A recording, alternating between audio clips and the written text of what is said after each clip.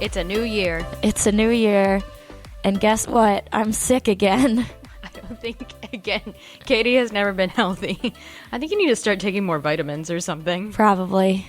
What is that stuff, that airborne or whatever? I almost said. Oh, yeah, like emergency or whatever. Yes, I almost said high C, like the drink they have at McDonald's. Maybe if you drink some more high C, that'll help you, though. It probably can't hurt. Nothing can hurt at this point. Anyway, it's a new year. We're off to a start. I had to work in the new year because news happened, but Texas won in double overtime. But Texas won. So that's why this episode is a little later than intended. Because work and football. So we know you understand. Hopefully. Yes. And the fact that we had to speed read and finish this book because we were both irresponsible. Well, there's nothing like being a piece of shit in the week between Christmas and New Year's. What else is it for? Exactly. We were going to make a triumphant return to the gym today. Katey probably won't at this point. But I definitely won't. I will. Yeah, Abigail will. I think I think it's too much for me at this rate. I'll just snot everywhere if I try to go to the gym. Who doesn't want that? Who doesn't want that? Anyway, so we read a book. We read The Second Chance Year by Melissa, I'm going to say Wiesner. That sounds right. Is it E-I? It's I-E, so maybe it's Wiesner. Wiesner. Yeah, I don't know. Wiesner sounds more right. I don't know. But this is a book that I read last year, around this time last year, exactly this time last year, because it's a New Year's book. I think it was the book of the month for last January. So I know a couple of you, when we announced that we were doing it, had messaged and said that you love this one. So hopefully you remember it enough a year later. Yeah. To discuss it. It was a good reread for me. Oh, was it? Yeah, okay. yeah. It made for a good reread. I will say, like, on my second read, this book was like way less of a romance than I remembered it being. Yeah, it's like it's kind of just, you know, what we would call women's fiction. Right. With a nice little dash of romance. Like, there's no sex. There's not a lot of kissing. Well, and there's very little even like dating and wooing. It's just sort of like the romance is a thing that also happens among all of these other things that this woman is going through. Right. It's kind of like what makes it a romance is that the book ends when they get together. Yeah. So. And kind of the original plot hinges at least partially around the fact that she was into this guy, essentially. But yeah, we can get started. So we open with Sadie, our main character, who has gotten dumped and lost her job, for good reason. Yes, for being a loudmouth, as she says at one point. Yes. For standing up to her boss because he was being an asshole to a coworker. And then the other one was calling out a sexist coworker of her boyfriend. Yeah. And he didn't like that. Yeah. Because she kind of made a scene, which in the beginning I'm kind of like, okay, well, I probably wouldn't have liked that either if you caused a scene in front of my coworkers. Right. But then we learned later, no. That pretty much everyone who's not Sadie in this book sucks. Kind of. There's some redeemable side characters, but... Well, you know, Kasumi is good. Her brother's good. Jacob's good, yeah. Obviously. But everyone who works... You know, they're... Okay. You know, really the only shitty side characters are Alex, her boyfriend. Yeah. And Xavier, her boss. Yes, true. Right. So actually, they're prominent shitty side characters. They're just very loud about it. Yeah. So basically she's single, jobless. Flopped on the couch. Depressed, almost definitely. And her friend Kasumi comes to invite her to a giant carnival-themed New Year's party. Oh, she's living with Jacob, who is her younger brother's best friend. Yeah, because he had a spare room. Yes. Essentially. So she's like crashing with him. But Kasumi comes over and is like, we're going to go to this crazy sounding party. And Sadie's like, I guess so. Fine. Which, you know, I guess that's like one of those things that people like pay for on New Year's. Like, yeah. You know, one of those giant things that's like $40 a ticket. And then you also got to buy $18 cocktails or whatever. Which at this one, they have buttered popcorn martinis. Yeah, absolutely not. I tried the hot dog martini. That's where I draw the line. my husband, for a recent party of our friend Nicole, made a hot dog water martini, and the reviews were, I don't love it, but I don't hate it, which is about what we expected. I don't regret trying it. It was for the bit. I wouldn't have it again. It was very complicated, I should also say. There was some real R&D put into this hot dog water There martini. really was. There was some steeping of mustard seeds and... some tincture involved. Yeah. A lot of clarifying because it got really cloudy. Yeah. Yeah. Yeah, and I don't remember if I mentioned this last episode. I don't think I did. But that was when I was living with you. Yeah. And so I came downstairs and I was like, the fuck is this mustard seed? Yeah. Like, what is this? Because it didn't look like mustard seeds either, because No. it was getting all like goopy. And I was like, what the fuck is this? Yeah, actually, I don't think we've mentioned on the podcast that Katey lived with me in Austin for 2 months. I did. And I am, I guess I can say it now. I am divorced. Katey is officially divorced. I'm divorced. Knew her indeed. Truly.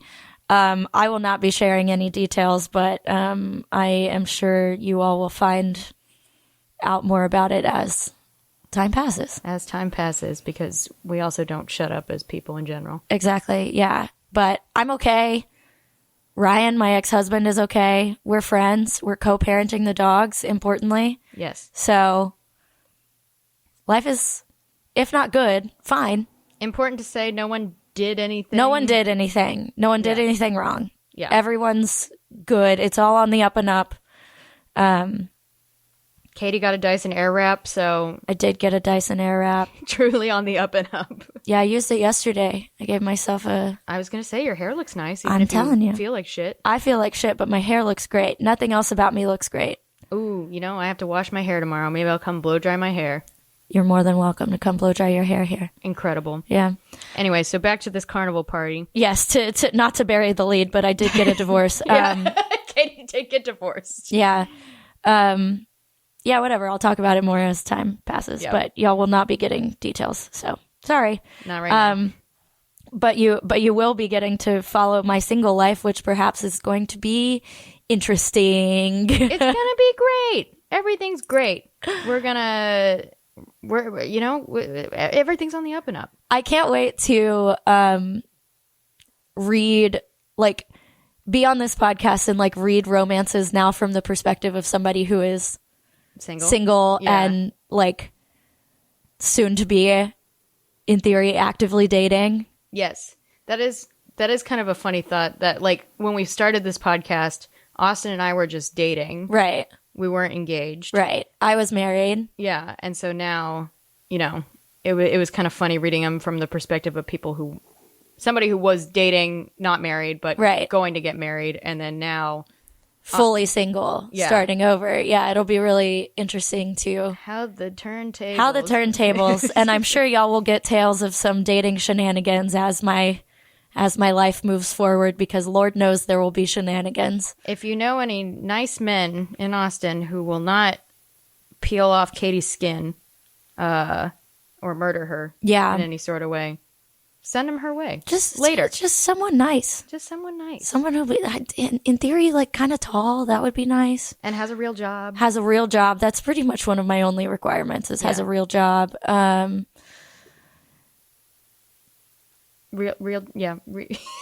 That's kind of it. Tall, has a job. The bar is on the floor. Well, I'm not looking for my next husband currently. No, so So basically, it's just someone hot and fun. yeah, tall, real job. Yeah. Or even if not tall, real job, hot and fun. It's okay, because he'll have to meet me and figure out real fast of either, man, her friend sucks and I don't want to be around her, or actually, she's cool. So The litmus test. the litmus test is who wants to deal with me. Yeah, exactly. Anyway, that's a topic for another day. Yeah, so- Back to Sadie's life. Sadie's doing worse than I am. Yeah. I at least have a job. Yeah, well, Sadie does have a job. She's working at Higher Grounds. True, She's true, working true. at a coffee shop, making coffee. Actually, she's a pastry chef and a very good one. But she lost her job because she stood up to her boss. Yeah, and she's far less happy with her situation than on New Year's than I Yes. am. So there's a fortune teller at this party. This party sounds fucking crazy. Yes. I would at some point like to go to a crazy party like this. Yeah, some weird theme like this. Yeah. So she goes to the fortune teller, and basically the fortune teller is like, I can grant you a wish, which you left a note saying fortune tellers don't usually grant wishes, which in theory is like true, but whatever. This is a book about time travel, so yeah, that's true.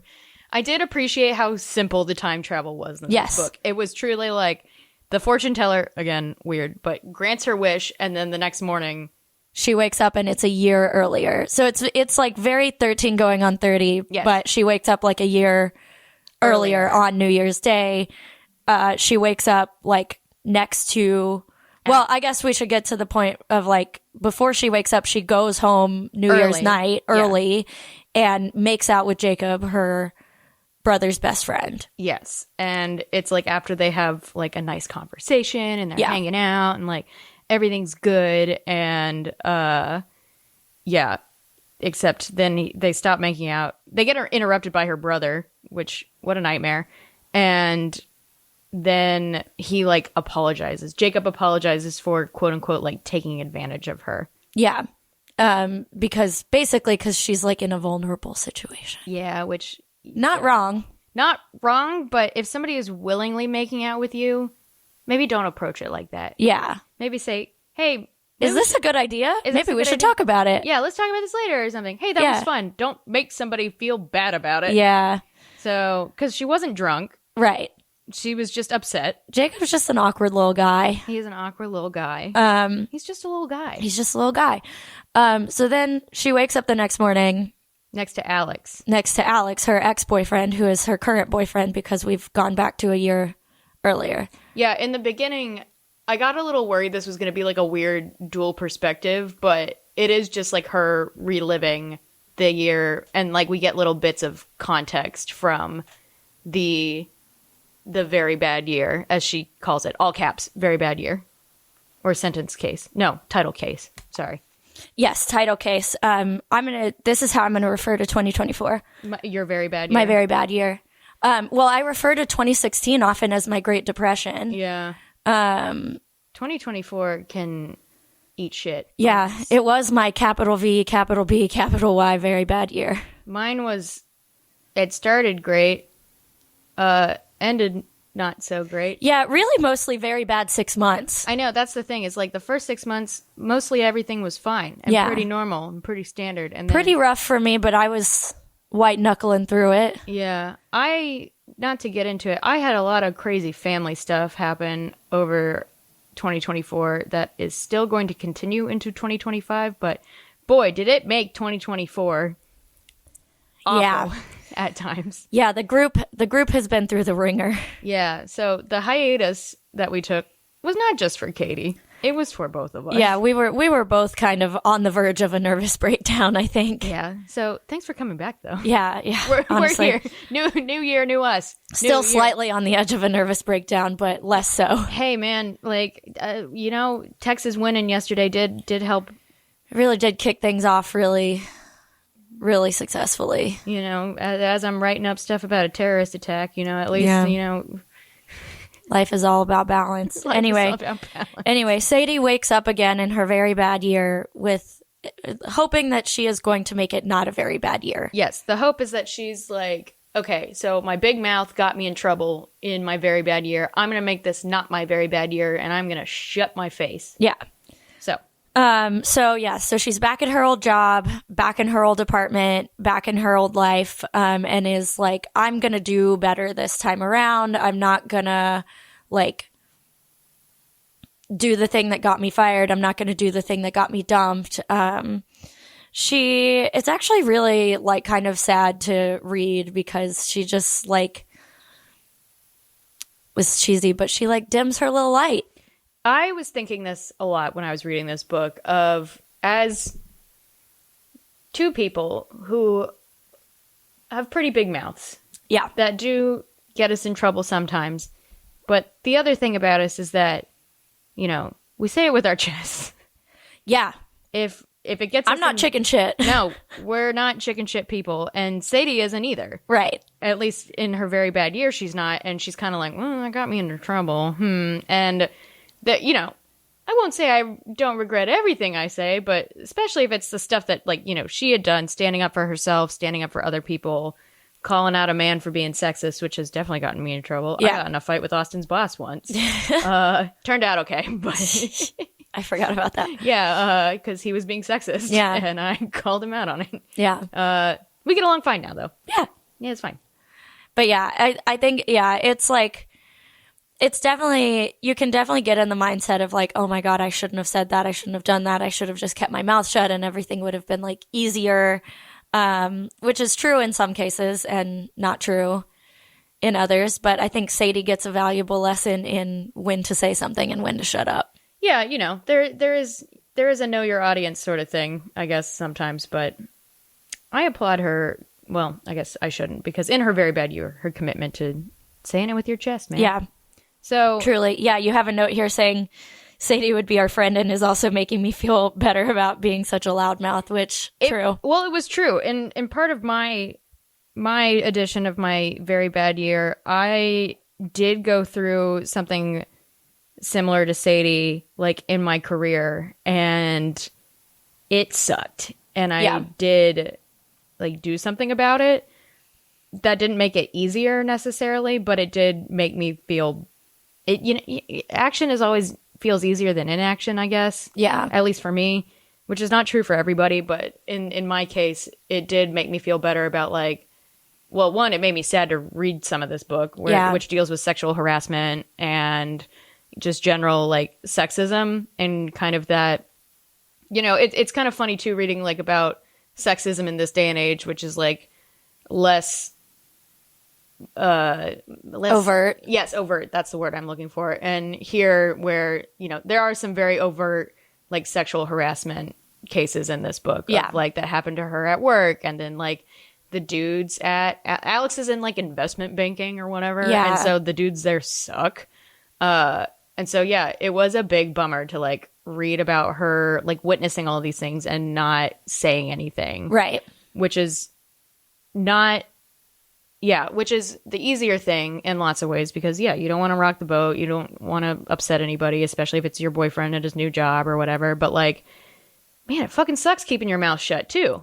Yeah. And this part, the part of this with like the saying something about your boyfriend's friends or coworkers or whatever, like this is definitely something I have experience with in my previous relationship and relationships in general, is like being like, hey, that thing that your friend said fucking sucked. Are you going to do anything about it? And like that part of this was hard for me to read because I was like, I know how Sadie feels of like, I don't want to rock the boat, but also what the fuck? Yeah. Like, and having to explain to the people in your life, the men in your life, I should say, of how shitty it is. Yeah. To like, and you know, for a lot of men, good, bad, whatever, in between, like, you know, they just don't get it. And why would they? Right. Just like, you know, as Katey and I, as moderately attractive white women, there's a lot of things we won't get, but like the men in your life, it's hard to explain like, hey, this is happening to me at work, it's making me feel this way, right? It sucks. And I know it doesn't look like anything from the outside, but inside it feels bad. Yeah. And also I know it is something, like when those things are not super overt, and so you just have to like trust your woman gut. Yeah. And it sucks. Yeah. So yeah. Anyway, so yeah, basically Sadie is taking another swing at this, being like, I'm going to be quieter, more or less. Yeah. Which, oof, man. Yeah, I know. So Sadie, in her another swing at it, she dates Alex, who she met when he was like in his MBA program, and again, is now like an investment banker. And she worked for Xavier's, and she works with Kasumi, who is her best friend in both timelines. Yeah. They went to culinary school together. They go way back, and part of Sadie's lore is that she helped unionize her class. Hell yeah. Which is awesome. I know. I love Sadie. Yeah, she's awesome. And so as like Kasumi or as Sadie is getting quieter and quieter and kind of putting up with Xavier's bullshit because on top of being sexist, he's a bully, he's shitty to his staff, he yells at everybody, he's, tiny man, big ego. Yeah. Kasumi is like, what's going on with you? Like, you used to not take this bullshit. Right. What's going on? And she's kind of like, well, hemming and hawing about it. Because, one, she knows. I do appreciate that she didn't tell anybody what was happening to her. Yeah. She just kind of took it. Right. And was like, oh, well, okay. Right. I'm going to take my opportunity for the second swing at things and just do it. Yeah. And so, let's see. She has these little moments with Jacob where she, like, remembers that they made out, obviously. And then they kind of, like, form an independent friendship.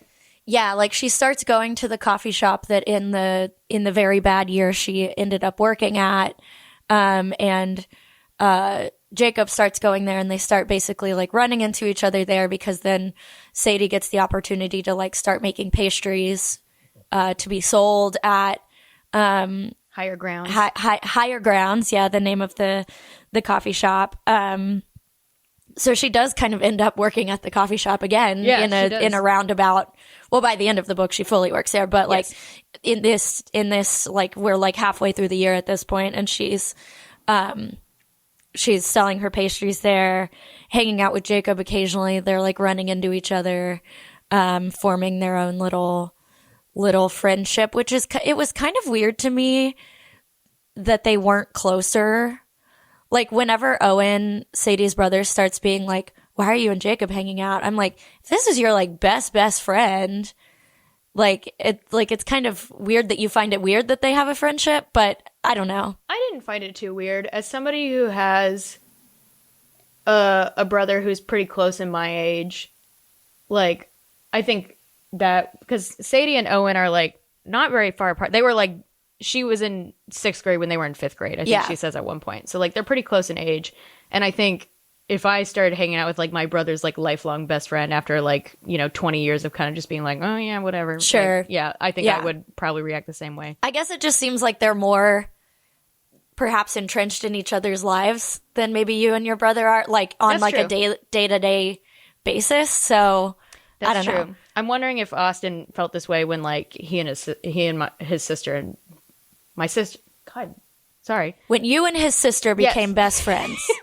Yeah. Yes, exactly. When Campbell and I became close friends, although, different situations, but Right. I see a little bit where it was like they were annoying little brothers Right. to her for most of. There's an Oso. Yep. Oso's trying to climb on Abigail's lap, even though Mav is already in Abigail's lap. He's doing great. Yeah. Here, Everyone's on their best behavior right now. So Sadie is making pastries at Higher Grounds, white knuckling it through her relationship with Alex. Alex in all of this is like bringing her around his investment banker friends, and they are like outright sexist. They kind of just generally suck. It's really boring. Although she gets to go to a bunch of nice cocktail bars, which that sounds nice. At one point, he buys her all of these designer clothes. Yeah. Which I was kind of like, well, that's kind of cool. Right. But then, she's not that kind of girl. yeah, and also she didn't get to pick them out. Right. Which And she's like, this was a really nice thing to do until she realizes that he pretty much only did it so that she looks better in quote, front unquote. of like these people, which would make me feel like shit. Would like to note, in some ways, this is my dream of somebody taking me to all these places and letting me shop. But if somebody came home and was like, I bought you all these things, I'd be a little mad. Yeah. Although somebody buy me some Louboutins, although I would probably never wear them, to be fair. Yeah. So, yeah. You have a note in here saying that Alex seems perfectly pleasant, which like generally he seems fine. He just seems chicken shit. Yeah. In the beginning, he seems like mostly fine. Right. Like, I don't think he's an actively bad guy. He just like, He is chicken shit. yes. As the book goes on, you realize how chicken shit he is. Right. Like, he's just not gonna like stand up for Sadie or for like, it seems like he doesn't super like the way that his coworkers and friends are in regards to like their sexism, but he's also not going to say anything about it. Right. Which, yeah, not great. Not great. And then, so she's also white knuckling her job at Xavier's, even though she's, watching all this bullshit go down, because she is hoping that she will get promoted to executive pastry chef. Yeah, She's like which Xavier, I can't remember if at this point he's like hinted at it, but he goes on to. There were like rumors that the executive pastry chef is leaving, and then toward, the end of her tenure there, he like outright tells her, "Hey, I've got my eye on you as what's his face leaves or whatever." So Xavier sucks, by the way. Speaking of, he makes her be a server, and she gets fucking groped by these gross customers at the restaurant. Yes. Oh God. And she is like, "Is that why he made me serve these people?" Yeah. Which fucking probably, man. Because they're like looking down her shirt, and yeah, she gets groped by one guy in particular who is like friends with Xavier. Yeah. At one point, he says. So yeah, and then in her very bad year, she gets fired for, I think it doesn't say specifically, or I can't remember what it was. We don't see the scene when she gets fired the first time, but yeah, she's like, we know that she stood up for someone else. Yes, basically. And so in her new year, she comes in one day and finds that some pate had been left out overnight, so it's ruined. And he is blaming somebody else on staff, but Sadie knows Xavier was the one who actually left it out. And she like saw him take all of it out and knows that he must have just forgotten to put it back in. And Kasumi is like, she tells Kasumi that she knows this, and Kasumi is like, well, say something. And Sadie like legitimately runs away. Yeah. And then because she's like, this is the moment I got fired last year, so I know what's going to happen, and I can't do that. Yeah, and I got to get a promotion or whatever. And Kasumi comes in and finds her, and Sadie's like, did so-and-so get fired? The other girl he was yelling at, and Kasumi's like, no, I got fired. Yeah. And that is the end of their friendship for a long time. Yeah, Kasumi stops talking to her, which, valid. Yeah. I probably would too. Yeah, I would just be like, yeah, I need a little bit of space right now because that was kind of fucked. Yeah, it's not great. Yeah.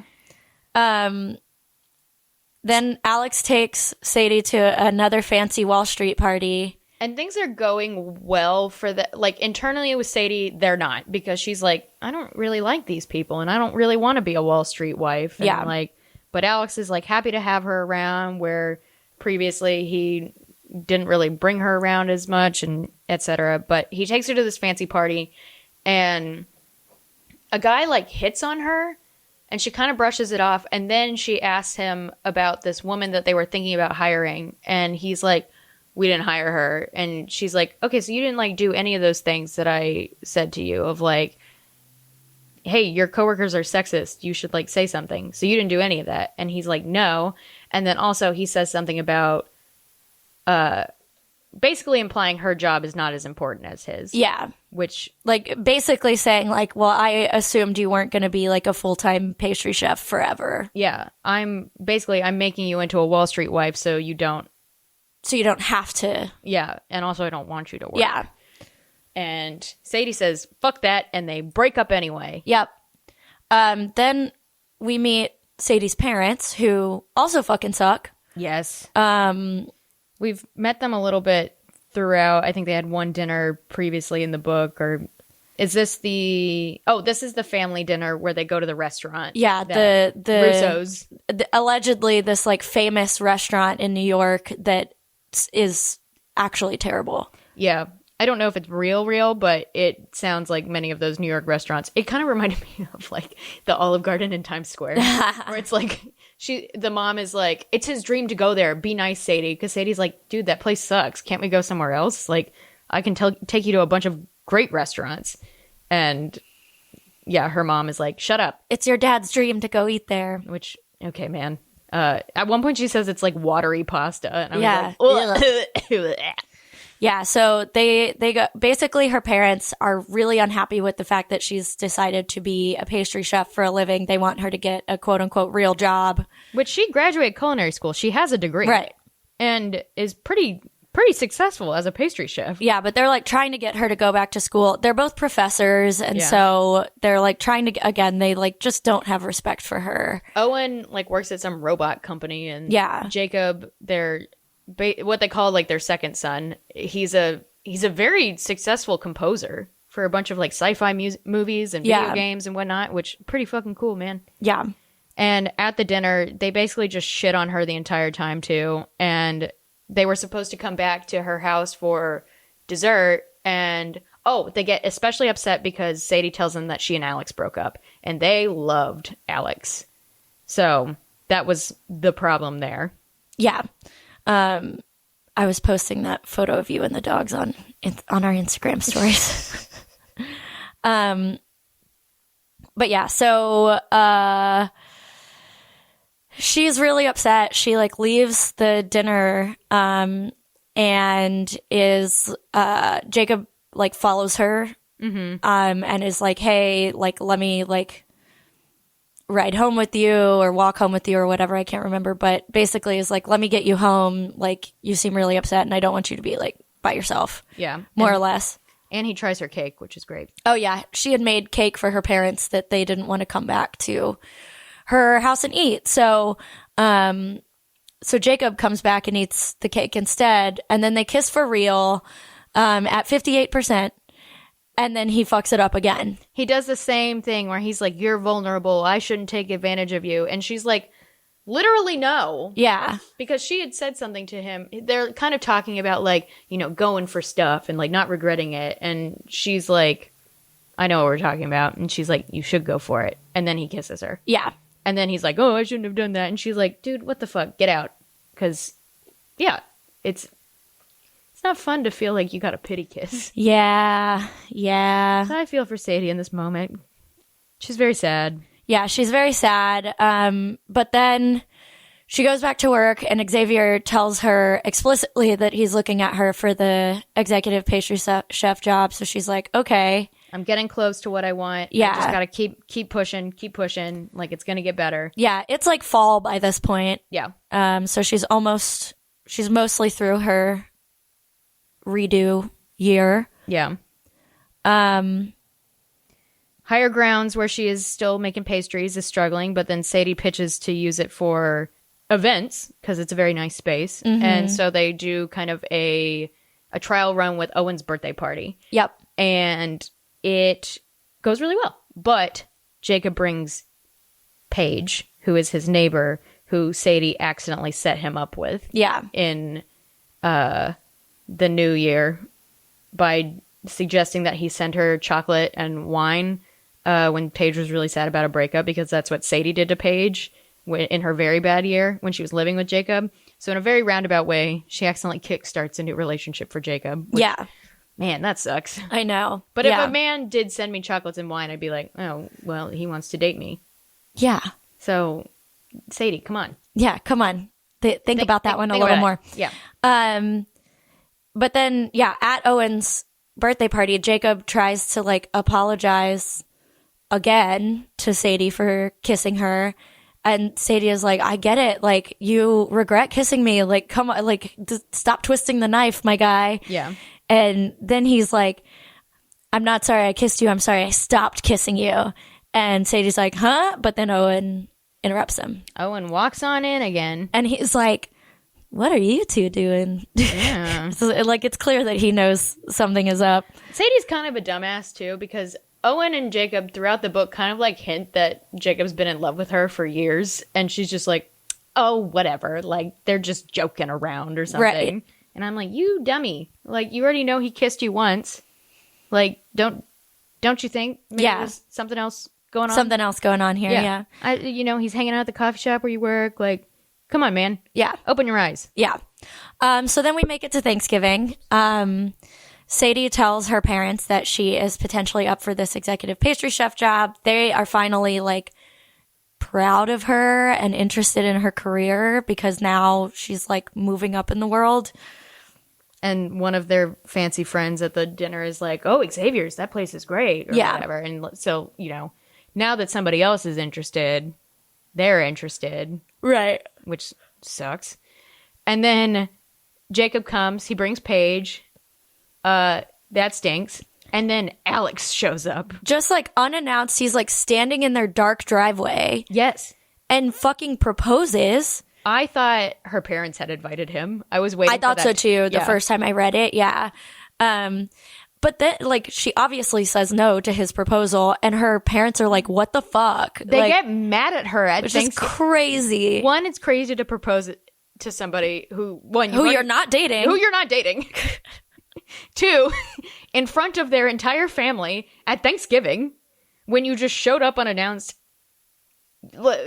Yeah, whatever. Three, also, it's insane to get mad at somebody when they don't accept a proposal. Yeah, for any reason. Okay, so that happens, and then she goes back to work, and Xavier, like, tries to kiss her. Yeah. And she freaks out and runs out, and Jacob takes care of her.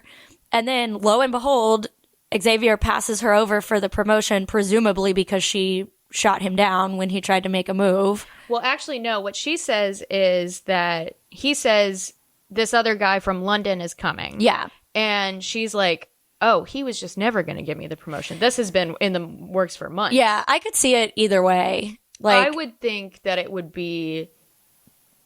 I think she's right. Yeah. In that he was never going to give her the promotion. This fancy chef from London is coming to take over. And that he was just stringing her along the entire time. Because, And maybe that's why he even made a pass at her, because he might have been like, well, she'll do anything if she thinks... I'm going to give her this job. Yeah, that makes more sense. But yeah, so she straight up walks out. Good for her. And then, God, a lot happens. She realizes she's in love with Jacob and tells her brother, and her brother is like, yeah, dude, he's been in love with you our entire lives. Like, what the hell? But then he's also like, but he's dating Paige now, and like... They seem happy.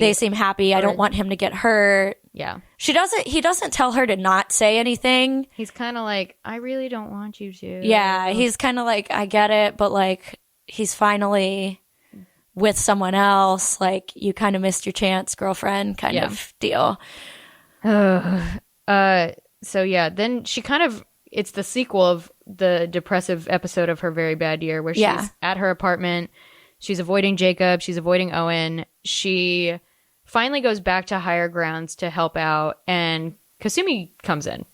And they have a really nice conversation where Sadie is like, man, you're right. I'm so sorry. And Kasumi's like, man, I just didn't know what happened. And Sadie also finally fesses up, because she hasn't told anyone what happened after Xavier made a pass at her. And she finally tells Kasumi, and Kasumi is like, yeah, that happened to me too. And Sadie is like, why didn't you tell me? And Kasumi's like, well, I didn't think you would believe me because you've been sucking up to him. And Sadie's like, you know what? You're totally right. And I am so sorry. It's a nice little, they're going to be friends again moment. Yeah. And then they go back to this New Year's Eve party. Kasumi is now working it as like a social media gal. Whereas in the first timeline, she was still working at Xavier's with Sadie. But she invites Sadie, and she's like, I'm going to be really busy, but let's hang out later in the week. And so Sadie goes back and is like, I got to talk to this fortune teller. Which is, I didn't think she was going to try and like undo her wish.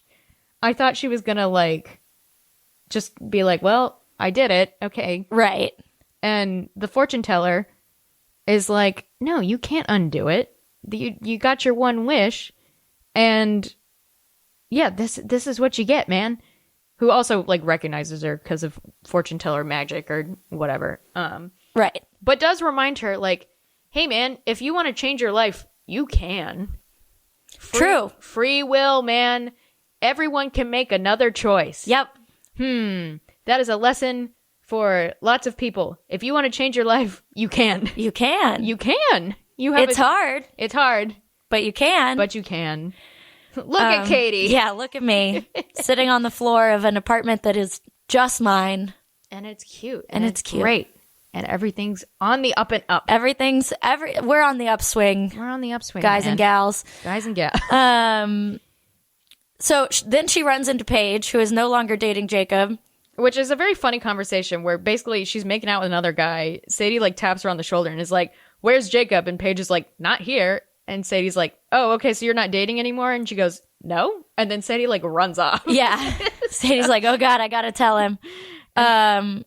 She calls Jacob and leaves him a voicemail saying she's in love with him. And then she runs into the same clown that freaked her out the year before at the party and like shoves him. Which poor clown, man. I know. The clown is like, I am just doing my job. Yeah. Being a clown. At the carnival party. Yeah. She really takes this fortune teller telling her like, hey, free will, man. Yeah. To heart, because she goes back to Xavier's and Xavier is like, I knew you would come back begging for your job. Good news, Rob Thurman, the guy who groped you, is here. That's not what he says, but you know, that is the guy that groped her. Yeah. And he wants you again. And if you go serve him and do a good job, then like maybe you can come back and maybe I won't blackball you from this industry or whatever it is. And Sadie's like, sure. Great idea. Yeah. And then she's on the floor. She's serving. She's doing her job. Yeah. And Rob Thurman grabs her ass again. And then he asks for a martini and like touches her. And then she's like, oh, you want a martini? Grabs a cocktail, pours it over his head. It's queen shit. Yeah. And he like stumbles backwards into a full table. And then I got really nervous at this point that like she wouldn't say anything and everyone would be like, what the fuck? What is that server doing? But no, she stands over him and is like, if you ever grab me or anyone else in this restaurant again, I'm calling the police. Yeah. And then like Xavier comes out and like, oh, I'm sorry for my crazy server. And she's like, and you actually, and tells him off in front of everyone. And then so do other like women who work there who are like, that happened to me. Like Xavier basically gets Me Too'd in front of his entire restaurant. Yeah. Like all of these other servers or coworkers are like, yeah, he told me this, or yeah, he tried to grab me this. Yeah, he tried to kiss me in the freezer, kind of shit like that. And then a bunch of the patrons just like walk out. Yeah, without paying. Which, great, free meal. Iconic. Yeah. Yeah, it's apparently a very nice restaurant, so free meal. Free meal, man. What's he gonna do? Yeah. Unfortunately, we never really find out what happens to Xavier, other than they're like threatening to take away his James Beard Award or whatever. I think you can kind of look historically what have happened to these jerks and be like, that's happening to him. Yes, exactly. Because eventually the video of her telling him off is going viral. Yeah. She has so then she goes to Higher Grounds where there is a party happening, and man, Sadie has the longest New Year's Eve of anybody ever. Yeah. She was at this party. She was at the clown party. She was at the restaurant. Now she's at Higher Grounds where they're hosting a party. So she hops in and starts helping, and then offers to become the business partner of Zoe, who owns Higher Grounds, which awesome. Yes. She's like, I have some money saved up. Do you want to be business partners? And Zoe's like, fuck yeah. Yeah. Cause Sadie for the duration of working at Higher Grounds part-time has been saving the money so she can one day open her own bakery. And then while she's there, she's kind of like, wait, I don't want my own bakery. I like everyone here. Yeah. And they need money. And she already wants me to work more and make more pastries. Okay, why don't we just become partners? Yeah. So they agree to do that. Kasumi comes in and is like, dude, you're going viral and everyone wants to take away Xavier's James Beard Award. And, excellent. Yep, excellent. And then Jacob and Owen show up late because the train broke down. Which is what happened in the first timeline too. Right. And Jacob is, because throughout this, she's like, well, Jacob hasn't called me back after she left the voicemail saying that she was in love with him. But it's because presumably he was trapped underground. Yes, that is what happened. And Jacob is like, I have something to say. And a man who has a lot of stage fright, which is shown earlier in the book, performs on the piano for her. A Tom Petty song. A Tom Petty song. And I'm like, which one? You know, but whatever. Yeah. I don't know. Anyway, so then they have this sweet moment where they tell each other they love them. And Jacob's like, I've been wanting you to say that for 2 decades. Will you say it again? It's very sweet. And then we get a very low-key epilogue that's basically just like, yeah, they're together and it's like happy and thriving. Yeah, the next morning or like January 1st. And she's like, wait, what year is it? Yeah. And he's like, 2024? Yeah. Or whatever. Or whatever year it actually. Yeah. She basically has to confirm that she didn't like time travel somewhere else. Yes. And that this is her reality, and he's like, yeah, you weirdo. Yeah.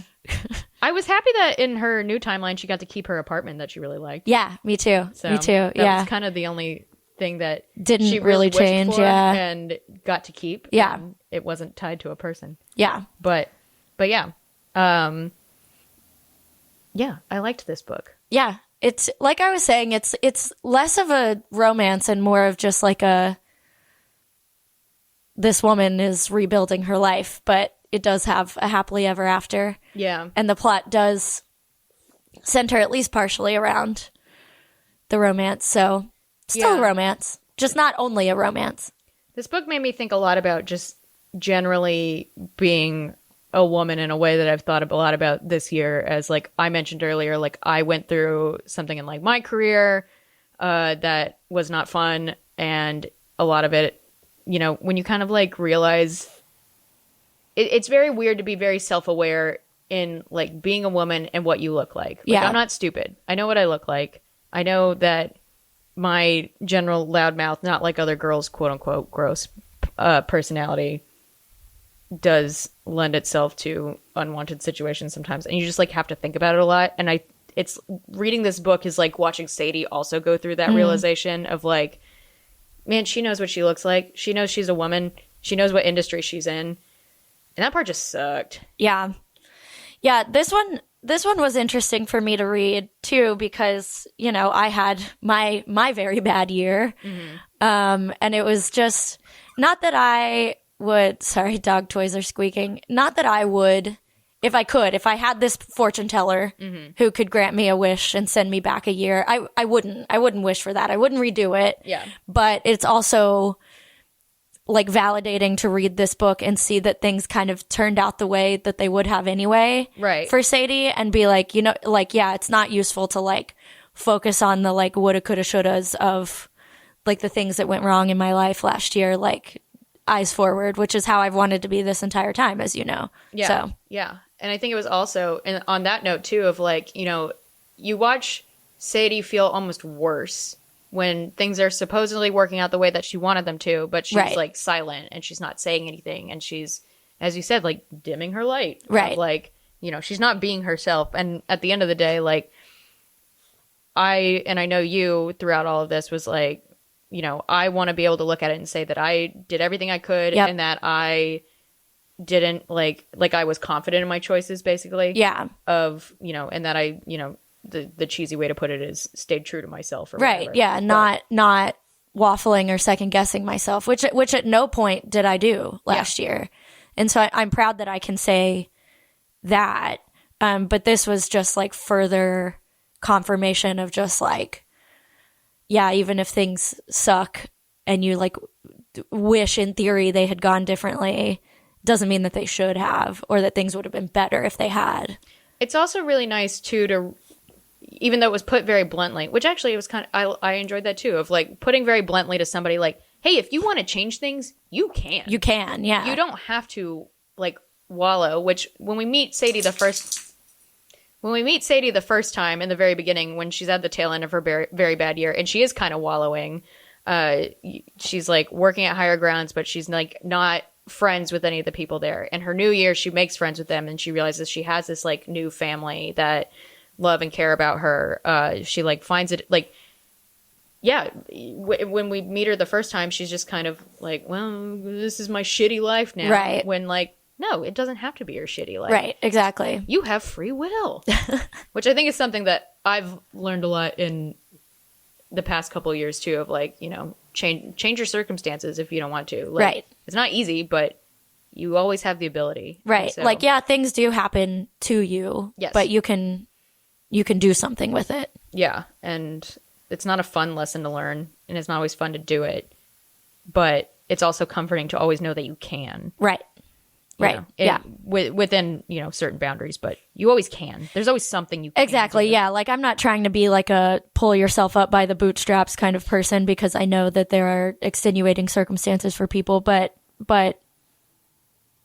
yeah, kind of like what you said, like being able to say that I did everything I could to handle whatever bad situation I ended up in.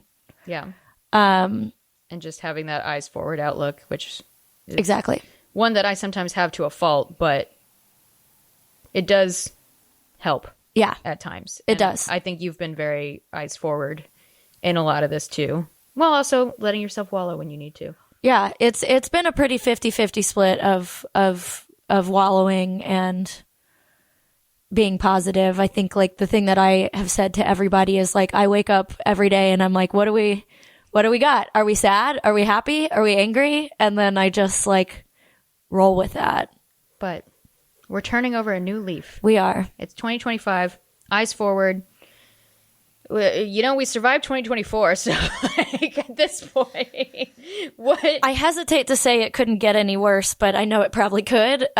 So I just know that knock on wood. So I just know that it can and will get better.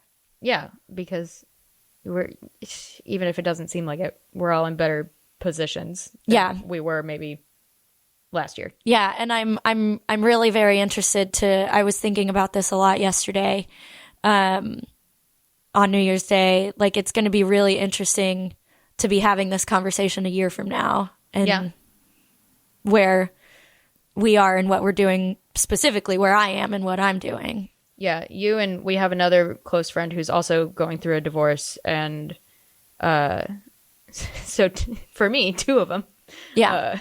As I just got married, it's very interesting, but yeah, you know, a lot of the things that we've been saying to each other is like, hey, in a year and a few months, it's going to feel a whole lot different. Totally. And so that's a comforting thought and a scary thought, but it is the fact of life at the end of the day. Yeah. Like I said this, I hard launched my divorce on Instagram on New Year's Eve. And I said this there, like, it's like fucking terrifying to like go into a new year with nothing looking in my life the way that it did a year ago.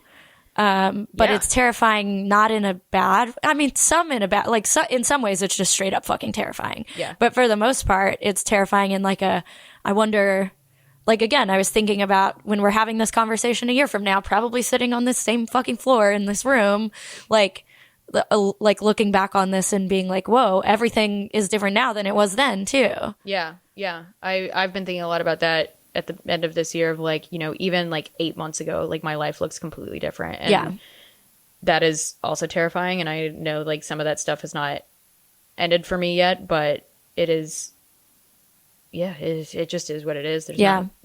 Sometimes there's a nice finality in being like, it is what it is, man. Yeah. Like these are the tools I have to work with. I'm going to work with them.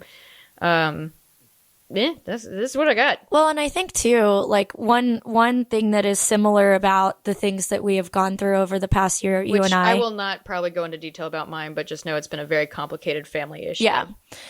And I think the thing that is similar about our two issues, even though they're like polar opposites, is like we both have to be, we both have to learn how to be okay with some degree of uncertainty and like a lack of like finality in some of these situations, and like understanding that like we are both people who like things tied up with a neat little bow. Yep. And we are like, we have both been through a handful of scenarios in the past 6 months that do not get tied up with a little bow, even if we tried to, you know. Through no fault of our own. Yeah, some of these things do just happen to us. Exactly. And like you have to kind of find whatever your resolution is or whatever your version of closure is without having to rely on some of these external circumstances or people to provide that for you. Yeah. And I think that's been a valuable lesson for both of us and will continue to be that as we both continue to maneuver the stuff that we've been going through. Yeah. Yeah. It's not comfortable, but I also like look at myself and I, at this point, and hopefully will continue to feel proud of myself. I feel proud of you. I should also say I'm back in therapy.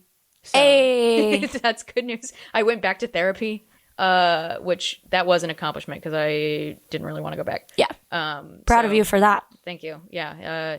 Therapy historically didn't really work for me for a long time because I just didn't find a therapist who knew how to deal with me and my stupid brain. Yeah. And I think now I have. So I think shout out to Kelly. Am I allowed to say that? I don't know. I talk about Angela all the time. That's true. So shout out to Kelly. But there are a lot of Kellys in this world. That's true. You probably couldn't find her. Yeah. But I'm grateful for the lessons that I did learn this year and the closer and deeper friendships that I have gained, because that can certainly say has happened. So Yes, certainly. We have gained one new very good friend. Katey and I, who would have guessed, got even closer. Yeah, we were roomies. We got far more codependent than we already were. Well, but Yeah, these in the good there's bad, and the bad there's good, and Yeah. I don't know. I'm cautiously optimistic, but I too am cautiously optimistic. I wasn't expecting this episode to get so introspective, I kinda but did. it is our first one of the year, so here we are. Well, in the spirit of resolutions, I will ask you if you have a reading resolution for this year. Well, for the past, I guess, since like September to, y'all are about to hear the dogs. You're gonna have to deal with it. Between September and December, I basically did not read at all. The stuff that I was going through made it really impossible for me to read romance novels specifically, but also just made it hard for me to focus on reading at all. I watched a lot of garbage TV. I watched all of Below Deck. Importantly, the moose is squeaking. Sorry if y'all can hear that. Sorry, everyone. So I don't have like an overall reading resolution for the entire year, but I am trying to get myself back into a routine where I read every morning, and a lot like set aside time for reading to make it become a habit again, because I got out of the habit. And I did that this morning, and I did it yesterday, so I'm feeling good about it. That's great. Yeah. What about you? I would like more variety in my reading diet, and because similarly to you, perhaps, this year has just fucking killed my attention span. Yeah. I feel like one of those Cocomelon iPad kids where I can't look at something for more than 5 minutes. Yep. And it's driving me nuts. Yeah. So my goal is more variety in my reading diet, in that I'm, doing romance, obviously, for the podcast, but it also might be kind of some of the only romances I do. Right. Like, it might be, we do the books here, and maybe I do one here or there, but I would like to really try to branch out and read more nonfiction, more just like books that are like good for my brain a little bit more. Yeah. That make my brain work. Katey and I had a conversation a couple days ago about just feeling like, man, I just feel stupid. Yeah. And we're not stupid people. And like, sometimes you got to let your brain rot a little bit and then bounce back from it. But I think I've been rotten a little too much. And Same. so I would like to read more this year, which is always the goal, but I would genuinely like to read more this year than I did last year. I don't remember. I didn't keep track. I think maybe I hit 30 books last year. Yeah. Maybe. But that feels dicey. Yeah. So I would also like to be better about logging what I read, because not so I can like hold myself to a numerical standard, but so I can like go back and be like, oh yeah, I really enjoyed this book this year. I read it. I can reflect on it, that kind of thing, versus being like, did I read Whale Fall this year or last year? I don't fucking remember. Right.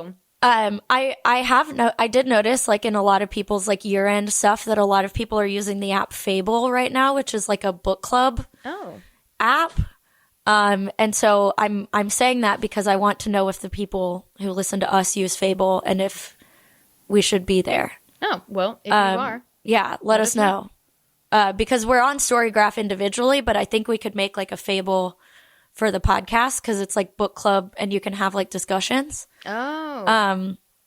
So if that's something you, the people, might want, let us know, but only if you'll actually do it. Like, don't make us do work for no reason. Yes, please. We have a lot of jobs. Yeah. Anyway, Mav is getting antsy for me to throw this moose for him, so I think we should just end it there. I'm assuming you're not reading anything new yet. No, I'm reading Parkland by Dave. Oh, that's right. So in my efforts to expand my reading diet, I read Dave Cullen, who's a journalist. He wrote an incredible book about Columbine that I read while I was in high school.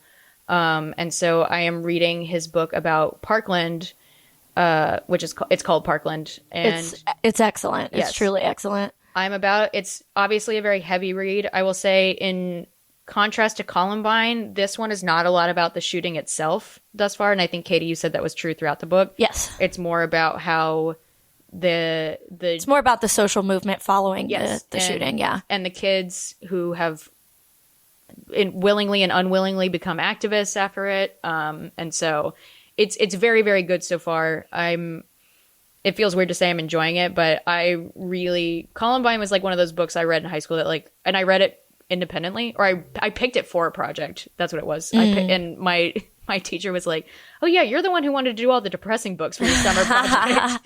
And I was like, "Oh yeah, that was me." Whoops. Oops. But it was a book that kind of really changed my life, and I do want to reread it, and I'll probably reread it after Parkland. Yeah. But yeah, that's what I'm reading right now. Obviously huge content warning if you choose to embark on it, but Dave Cullen is a writer I really respect. So Yeah, certainly. Well, I rejoined Book of the Month. It also in my effort to not read Brain Rot, because as much as I don't need to be receiving books in the mail every month, but Book of the Month was always very good about enabling me to pick up books that I otherwise wouldn't have. And so I rejoined, and I am reading my December book, which is Homeseeking by Carissa Chen. And it's about this couple, essentially, Chinese couple, and it like follows their like journey over like 60 years from like China to America. And it's super interesting, and I cannot focus on what I'm saying because Mav is squeaking this moose, but the book is good so far, is what I'll say. We have not picked our next book yet, per usual. But if you have ideas, DM us as always. And I got to throw this moose for this boy, so we will see y'all in a few weeks.